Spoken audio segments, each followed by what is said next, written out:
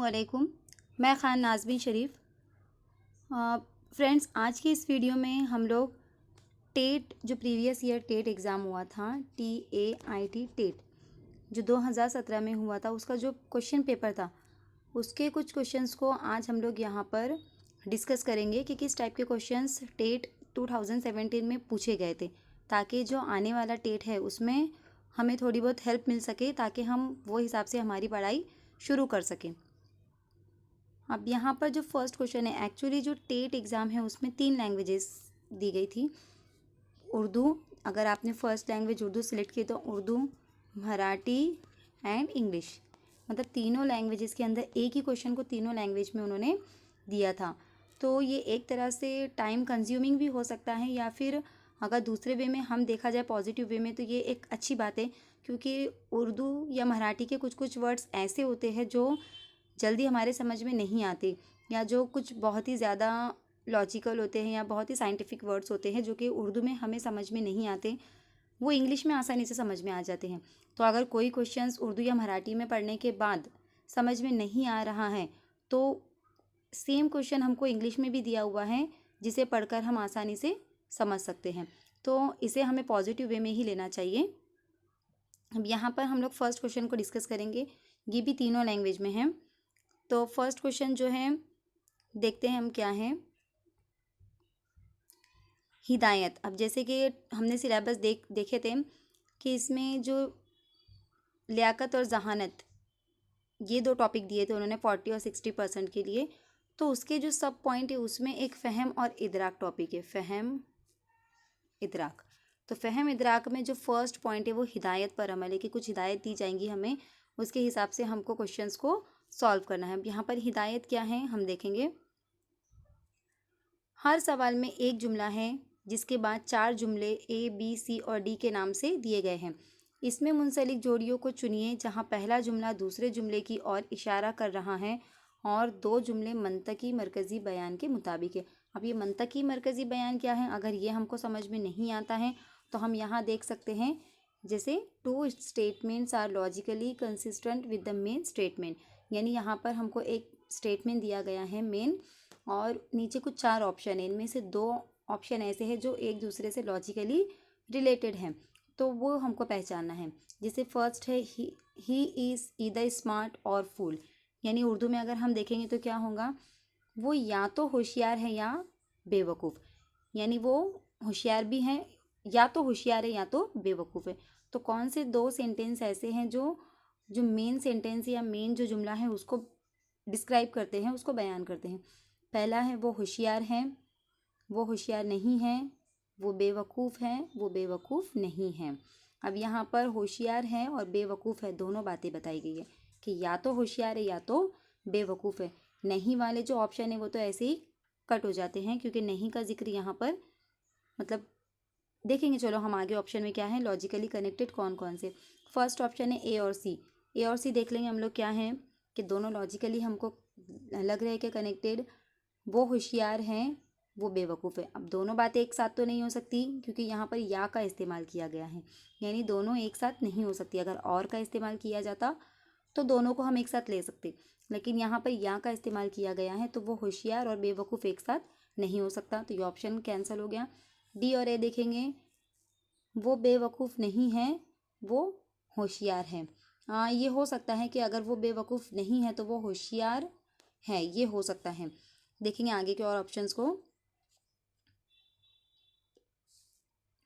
C option है सी and B. अब सी and B में क्या है, सी है वो बेवकूफ़ हैं, वो होशियार नहीं है। अब वो या तो होशियार है, होशियार की का जिक्र यहाँ पर पहले किया गया है, या तो होशियार है या तो बेवकूफ़ है। ऑप्शन नंबर लास्ट वाला देखेंगे, ए एंड बी। अब ए और बी में क्या दिया गया है, वो होशियार है, वो होशियार नहीं है। तो ये तो लॉजिकली बिल्कुल ही गलत हो जाता है कि वो होशियार है भी और नहीं भी, ये भी नहीं हो सकता। तो यहाँ पर जो करेक्ट ऑप्शन होगा, वो कौन से 2 सेंटेंस होंगे जो कनेक्ट हो सकते हैं, वो है वो बेवकूफ़ नहीं है और वो होशियार है। अगर वो बेवकूफ़ नहीं है तो जाहिर सी बात है वो क्या है, होशियार है। तो ये कैसे लगते हैं हमको, लॉजिकली कंसिस्टेंट लगते हैं। तो इसका करेक्ट आंसर क्या होगा, डी एंड ए। यहाँ पर आंसर भी दिए गए हैं DNA। ये ऑफिशियली आंसर की के हिसाब से ही हैं, क्योंकि टेट के एग्ज़ाम में जो है वो लास्ट में हमको स्कोर बता दिए जाते हैं, तो आंसर्स के साथ ही उसके जो क्वेश्चन पेपर है वो अपलोड किए गए थे, जो पेपर होने के बाद किए गए थे। सेकेंड क्वेश्चन है, choose the word which is opposite in meaning to the given word. अब ऐसा वर्ड है जो अपोजिट है, हमको ऐसा वर्ड सिलेक्ट करना है जो कि अपोजिट है जो गिवन वर्ड है। तो गिवन क्या है? अडल्ट्रेशन। अब अडल्ट्रेशन का मतलब क्या होता है? तो इसका अपोजिट क्या आएगा? प्यूरिफिकेशन, यानी साफ करना, प्यूरिफाई करना। और अडल्ट्रेशन का उसका उल्टा मतलब यानी गंदा करना या ख़राब करना। अब यहाँ पर तीनों भी लैंग्वेजेस, जैसे कल मैंने प्रीवियस ईयर के जो प्रीवियस वीडियो जो थी मैंने उसमें बता दिया था आपको, जो भी सिलेबस था उसको हमने डिस्क्राइब किए थे, जो सिलेबस वाली वीडियो थी। तो उसमें मैंने बताया था कि आपको इंग्लिश और मराठी ये दोनों लैंग्वेजेस के बारे में भी क्वेश्चंस होंगे, उनकी एबिलिटी के बारे में। तो यहाँ पर मराठी से रिलेटेड क्वेश्चन है, अखंड या शब्दाचा समानार्थी शब्द कौन सा? यानी जो अखंड है, अखंड यानी क्या? जो पूरा होता है, या उसका समानार्थी शब्द क्या होगा? अखंड। तो उसका होगा यहाँ पर सलग। सलग का मतलब भी क्या होता है? कंप्लीट।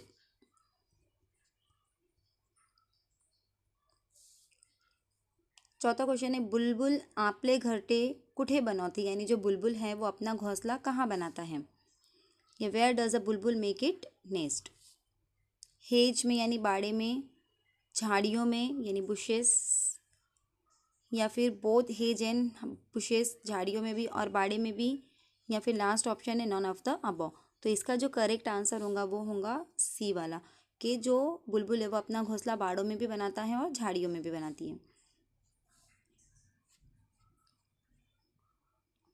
फिफ्थ क्वेश्चन है, 19 जून 1440 रोजी आठवड्याचा कोणता वार होता है? यानी जो जून 1440 को हफ्ते का कौन सा दिन था?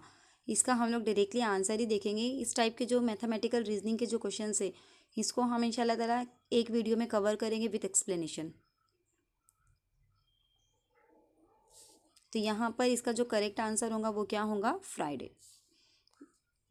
आगे की वीडियो में इंशाल्लाह ताला आइंदा मैं एक वीडियो बनाऊंगी जहाँ पर मैथमेटिकल रीजनिंग के जो क्वेश्चंस होंगे विथ एक्सप्लेनेशन हम उनको सॉल्व करने की कोशिश करेंगे। अब यहाँ पर ये जो है ये क्वेश्चंस हम लोग देख लेंगे। Complete the series by choosing right figure from the given choices, यानी फराहम करदा इख्तियारात से सही फिगर मुंतखब करके सीरीज़ मुकम्मल कीजिए। अब यहाँ पर हमको सीरीज़ मुकम्मल करना है, तो हम अगर देखेंगे फर्स्ट वाला किस टाइप में बना हुआ है, यहाँ पर ऐसे है। यानी अब यहाँ पर इसके कुछ दिया हुआ है, तो अब ये रोटेट हो गया। ये कैसे रोटेट हुआ? क्लॉकवाइज डायरेक्शन में ही रोटेट हो रहा है। और फिर यहाँ पर आ गया वो, ये रोटेट होने के बाद इस तरह से, लेकिन यहाँ पर फिलअप था, यहाँ पर फिलअप नहीं है। अब वापस अगर हम इसको क्लॉकवाइज डायरेक्शन में रोटेट करेंगे तो अब ये इधर चला जाएगा, यानी ये आ जाएगा यहाँ पर। लेकिन अब यहाँ पर ये फिलअप है, तो अब वापस अगर मैं इसको क्लॉकवाइज डायरेक्शन में करती हूँ तो ये कैसे जाएगा? ये वापस ऊपर जाएगा। लेकिन जब यहाँ पर पहला फिलअप था तो दूसरा कैसा होगा? यहाँ पर ब्लैंक होगा। तो इसका जो करेक्ट ऑप्शन होगा वो कौन सा होगा? सी वाला इसका करेक्ट ऑप्शन होगा। ओके, सी इसका करेक्ट ऑप्शन होगा। चूज सेवेंथ वाला क्वेश्चन है, choose the word which is most similar in meaning to the given word, यानी ऐसा कौन सा वर्ड है जो बिगिन इसका सिनोनिम्स है। अब ये लैंग्वेज से रिलेटेड है, इंग्लिश लैंग्वेज से। कमेंस, कीज, कंक्लूड और टर्मिनेट। अब टर्मिनेट तो उसका अपोजिट हो जाता है, कंक्लूड भी नहीं हो सकता क्योंकि न किसी नतीजे पर पहुंचना। यहाँ पर इसका जो मीनिंग हो सकता है वो होगा कमेंस यानी बिगिन। इसके लिए आपको कुछ इंग्लिश के जो फेमस वर्ड्स हैं उनके कुछ सिनोनिम्स एंटोनिम्स भी आपको याद करने होंगे। अब यहाँ पर लड़कियों की क्लास एक ही कतार में खड़ी है, एक लड़की दोनों छोर से 90वीं है, क्लास में कितनी लड़कियाँ हैं? अब इसको इंग्लिश में देख लेंगे हम। A class of girls stand in a single line. One girl is ninth in order from both the ends. How many girls are there in the class? यानी एक जो क्लास है उसके पूरे बच्चे एक ही कतार में खड़े हुए हैं। अब उनमें एक जो लड़की है वो कितने नंबर पर आती है, 9th नंबर पे। अगर हम यहाँ से भी उसको काउंट करेंगे तो भी वो 9th नंबर पे, और अगर इस पॉइंट से भी काउंट करेंगे तो वो 9th नंबर पे। तो ऐसी टोटल कितनी लड़कियाँ हो रही उस कतार में। तो अगर यहाँ से ये लड़की 90वें नंबर पर है तो बाकी के यहाँ पर कितने हैं, 8। यहाँ पर कितने हैं, 8। तो ये 8 प्लस ये हो जाएगा 8 + 8, क्योंकि यहाँ पर वो 90वीं लड़की है, इस साइड में 8 खड़ी है उसके और इस साइड में 8 खड़ी है उसके। दोनों साइड से अगर हम उसको काउंट करते हैं तो ये दोनों साइड से कितने नंबर पर आ रही है, 90 + 1 ये खुद 90वीं लड़की। तो टोटल कितने हो रहे हैं, 17। तो कितनी लड़की होंगी उस कतार के अंदर, 17। तो इसका आंसर क्या होगा, 17। 9वां सवाल है, Below in each questions are given two statements, first and second. These statements may be either independent cause or may be effect of independent causes.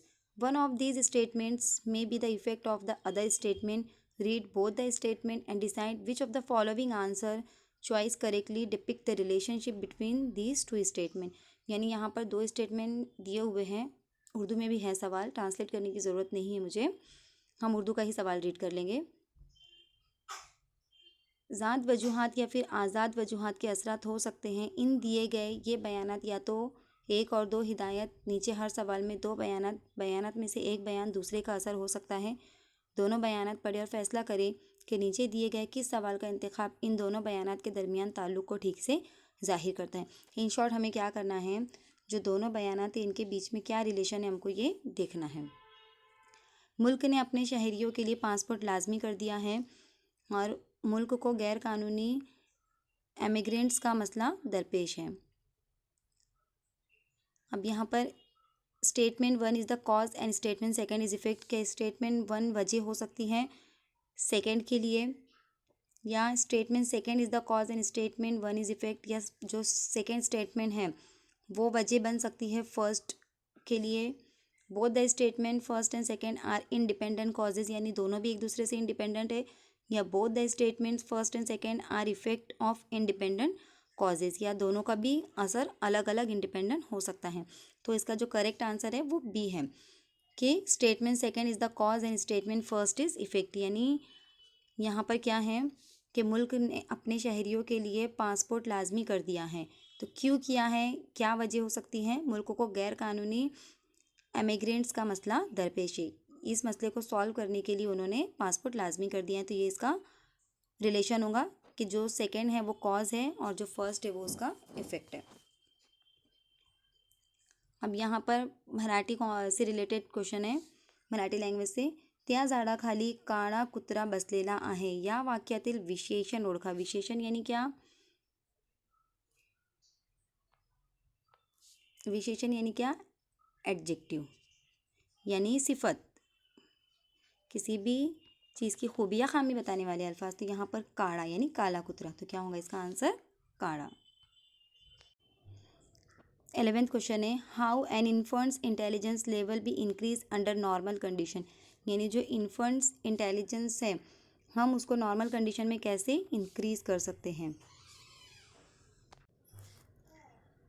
Providing a secure environment, यानी एक महफूज माहौल मुहैया कराकर बच्चे को दूसरे से दूर रखते हुए, यानी keeping the child away from other, या फिर स्माइलिंग ऑफन, हमेशा मुस्कुराते हुए, या DNC दोनों भी। तो इसका जो आंसर होगा वो DNC दोनों भी होगा।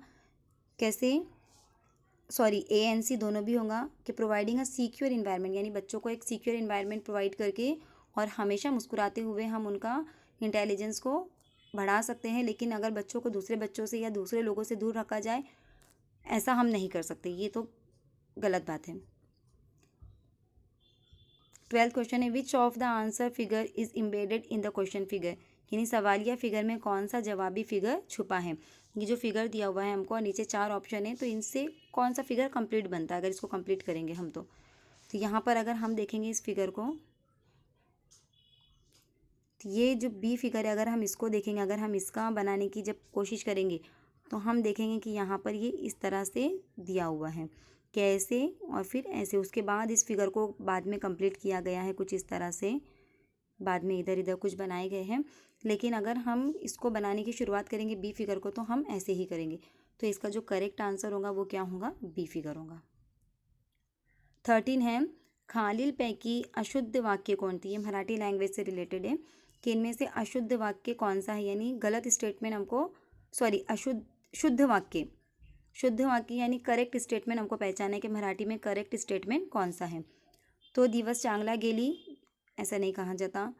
ती दिवस चांगला गेली, दिवस को ती भी नहीं कहा जाता। ती दिवस चांगला गेला तो भी ऐसा भी नहीं कहा जाता। तो दिवस चांगला गेला ये करेक्ट ग्रामेटिकल सेंटेंस हुआ मराठी में। इसके लिए आपको मराठी लैंग्वेज थोड़ी बहुत आनी चाहिए।